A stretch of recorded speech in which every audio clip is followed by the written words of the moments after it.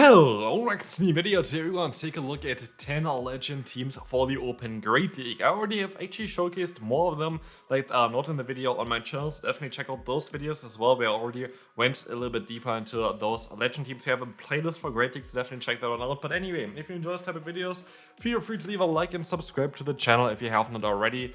Would really appreciate it. It's free, really helps out the channel. And we can move on straight into team number 1. No real reason to make a meta review because the meta is kinda the same. No real Pokemon really got added through like Go Fest or anything like this, so we can just move on straight away with that video.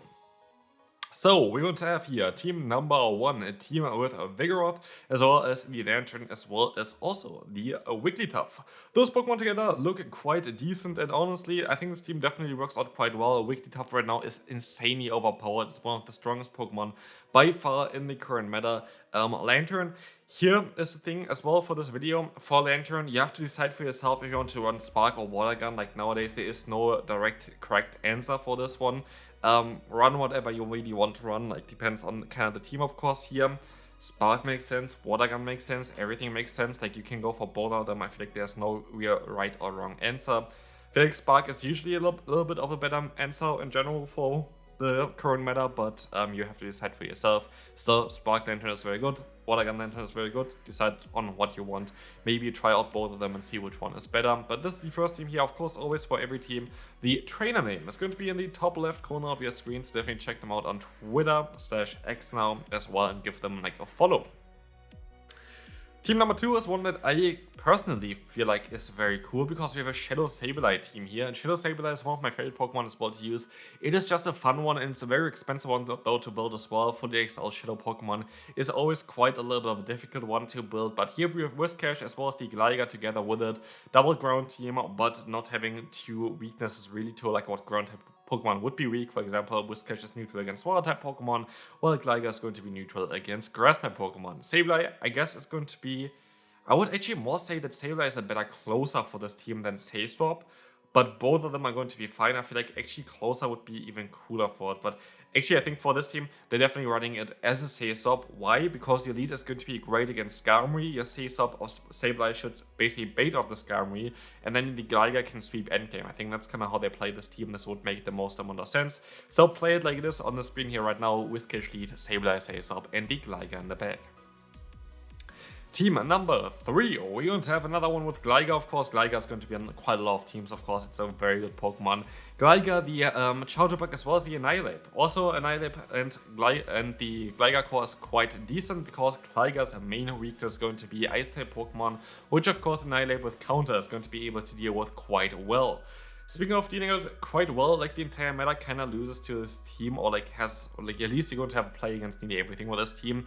Here, I feel like for Charger Bug, you could actually argue of going for Crunch over Discharge. Main reason for this is if you bait out an opposing Gligar, you might be able to catch them a little bit off guard, get a little bit more damage onto them, which makes the matchup better for your other two Pokemon, because Gligar can be a little bit of a trickier one for this team. Anyway, otherwise, maybe one core breaker would be Feraligatr. Feraligatr can be a little bit trickier against also the Gligar if you encounter it in the lead, but it is what is. Still, this team got a Pogo Gerald to a legend, and so congrats to them. We can move on to team number 4. There's going to be a team that I like quite a bit. I would imagine that the Sayswap is actually Whiscash here. Could be Toxapex, both of them make sense to be fair.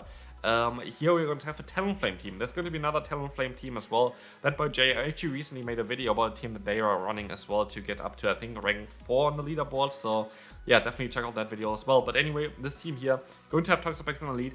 I could see that, not Toxapex in the lead, the Talonflame in the lead, of course. I could see Talonflame running the moveset of Fly plus Flame Charge, by the way. I don't think they were running Brave Bird. Brave Bird is currently recommended. I would not really recommend it for you, especially in the lead, because the thing is, for Flame Charge is quite overpowered in a 2-sheet scenario, and if you can align yourself, it is usually quite good in the Great League, and so I would more say drop the Brave Bird and rather go for the Flame Charge if I was you, but that is just my thoughts on this team. Next one, we're going to have another team here with Lantern. both Water Gun as well as Spark would make sense. I would rather go for Water Gun in my own opinion at least, because otherwise you might be a little bit too weak to those mud by Pokemon. We're going to have a normal Feraligatr because they don't have a Shadow Feraligatr, they said on Twitter.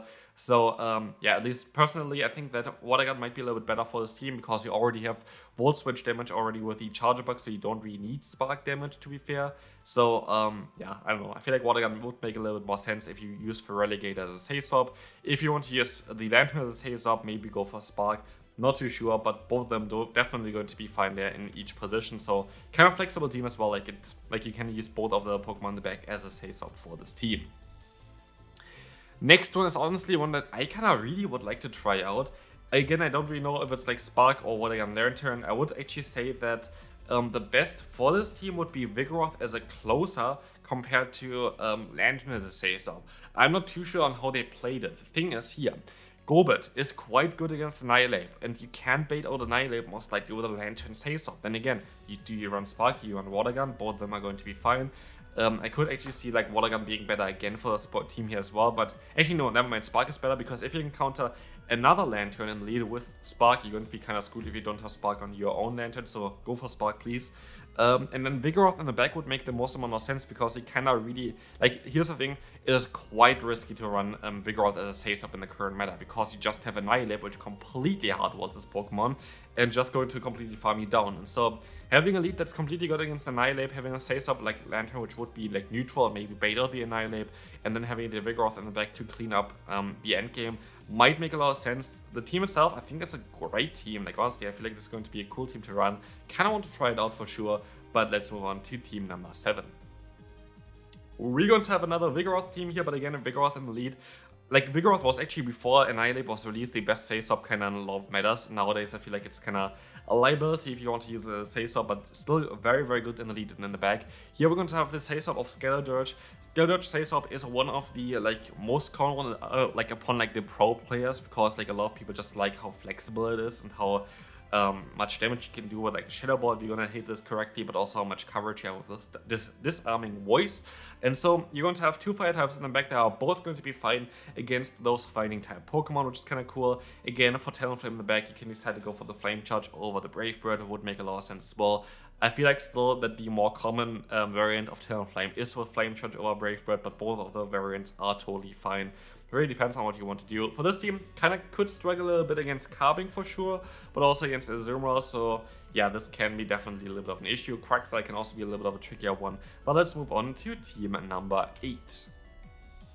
There's going to be one from Thackery here, which is kind of a classic one around Magnezone. Like, this team has been working for the last 3-4 seasons. Like, it is crazy how consistent this team is. So yeah, I would recommend you to try this team out. If you have a Cresselia, this team is most likely one for you, because Cresselia plus Magnezone core is nearly perfect. Mainly because of Grass Knot and Cresselia. Like, you need Grass Knot for it because Cresselia can beat those Mud Boys, Cresselia has an insane amount of bulk, Cresselia can also beat Fighting type Pokemon, and with this, it's basically completely warding everything that you're kind of afraid of as a Magnezone user. Fire type Pokemon, I guess, can be a little bit of a trickier one. You can go for Future Sight as well on Cresselia, which maybe makes a little bit more sense in order to counter those Fire type Pokemon over Moonblast. So really depends on what you want to run, but still, this team looks like a lot of fun. I think it's still going to be a very good team. Like, this team has been performing for the last 3 seasons, so definitely feel free to copy. Next one going to be more of a classic one here from Elim. We're going to have the Altaria, the Greedent, and the Quagsire. Personally, I would go for Quagsire safe swap for this team. But you can also go for Greedent, depends on what you want to do. Here's the thing, the core between Altaria and Quagsire is most likely the better core to go for. So usually you want to have the best core in lead and closer position. But for this specific thing here is very likely going to be able to get out a Fighting type Pokemon if you're going to safe swap out of your Altaria into your Quagsire. So you're very likely going to get out the Annihilape or whatever. And so it's quite likely that, especially with Trailblaze, Greedent can sweep endgame. And that's kind of the way that I would see this team here perform a little bit better. But I also can see that the safe swap can depend on what you're going to encounter. For example, if you're going to encounter a lead of Magnezone, you might want to swap into the Greedent. You still do super effective damage with that Mud Shot. Yeah, not really with Body Slam, or I guess you could run Crunch on it if you want to have some neutral damage. But you can then still keep your Quagsire in the back for this Pokemon later. So I feel like it can kind of depend on what you're going to encounter in the lead. Still, Very solid team, and we can move on to the final one for today, which is the only one that I already showcased on my channel as well. There are going to be more legend teams that I already showcased this season for the Open Great League. Check out the playlist, please, on the channel. Here we're going to have a team around Bronzong, and honestly, Bronzong is quite a cool Pokemon for the current meta. Being able to beat Carbink, but also in a 2-shot scenario, being able to beat something like an Annihilate is quite important. You still have a lot of play against something like a Skarmory, so like this Pokemon is quite neutral against anything that is not a Dark-type Pokemon, and so it is quite a cool one to play for sure. The Psychic plus Steel typing is quite nice. Might make a video about Jirachi again, because it's like one of my favorite Pokemon to run in the Great League. But yeah, this is going to be it for this video. Hopefully you enjoyed this one. If you did, feel free to leave a like, and I'll see you then. Bye bye.